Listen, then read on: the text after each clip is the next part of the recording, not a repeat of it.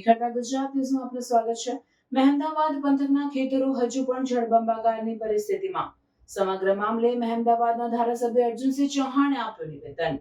સમગ્ર મામલે મહેમદાવાદના ધારાસભ્ય અર્જુનસિંહ ચૌહાણે નિવેદન આપ્યું। મહેમદાવાદ પંથકમાં સિઝનનું 88.60% વરસાદ ખાબકી ચૂક્યો। મહેમદાવાદના મોદજ ગામ તેમજ તેના પરા વિસ્તારોના ખેતરોમાં પાણી જ પાણી।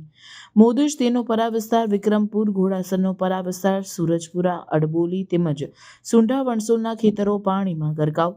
આ તમામ વિસ્તારોમાં કેનાલ અને એક્સપ્રેસ હાઈવેનું કામ થવાથી પાણી ભરાય છે। ધારાસભ્ય આ તમામ વિસ્તારમાં થઈ કુલ 3000 વીઘામાં પાણી ભરાય છે। ધારાસભ્યએ કહ્યું, ખેડૂત 1 વીઘા દીઠ 5 થી 7 હજાર રૂપિયા વાવણી પાછળ ખર્ચો કરે છે।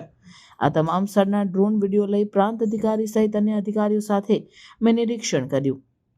આ સમસ્યાનો કાયમી ઉકેલ આવે તે માટે સરકારમાં રજૂઆત કરી છે અને હવે ઘણા વર્ષો બાદ આ સમસ્યા મામલે ચોક્કસ કામ થશે તેવી અમે ખેડૂત મિત્રોને ખાતરી આપી છે।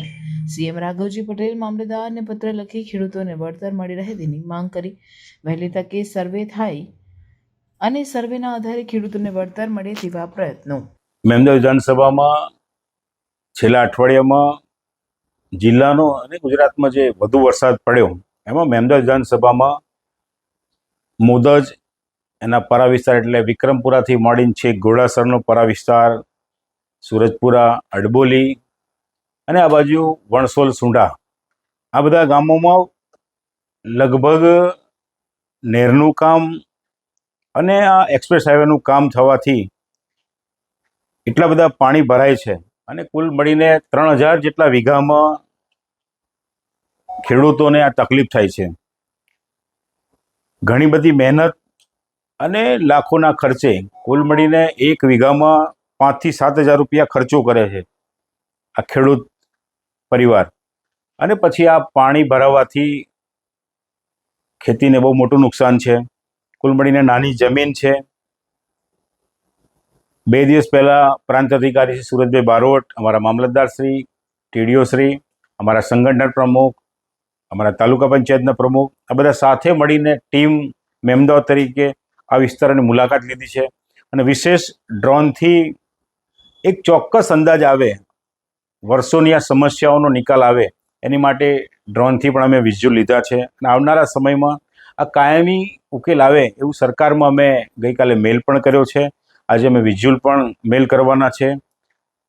તો કુલ મળીને 2 દિવસથી આ ચાલે છે અને વર્ષો પછી ચોક્કસ દિશામાં આ કામ થશે એવી અમે ખેડૂત મિત્રોને પણ, ખેડૂત પરિવારોને ખાતરી આપી છે।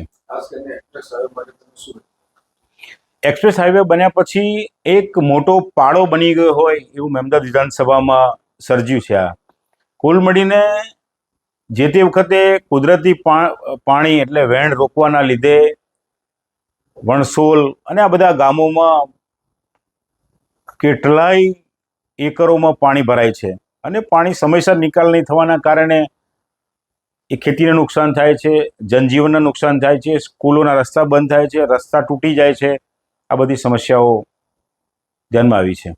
સાહેબ, જે ખેડૂત મિત્રોને નુકસાન થયું છે એના વળતર માટે તમે કોઈ પત્ર લખ્યો? મેં મામલતદારશ્રીને લખ્યો છે, સીએમ સાહેબને લખ્યો છે, રાઘવજીભાઈ પટેલને પણ લખ્યો છે। આજે ગાંધીનગર પણ જઉં છું અને ઝડપથી એનું સર્વે થાય અને સર્વેના આધારે આ ખેડૂતોને વળતર મળે એવી મારી લાગણી છે અને માગણી છે।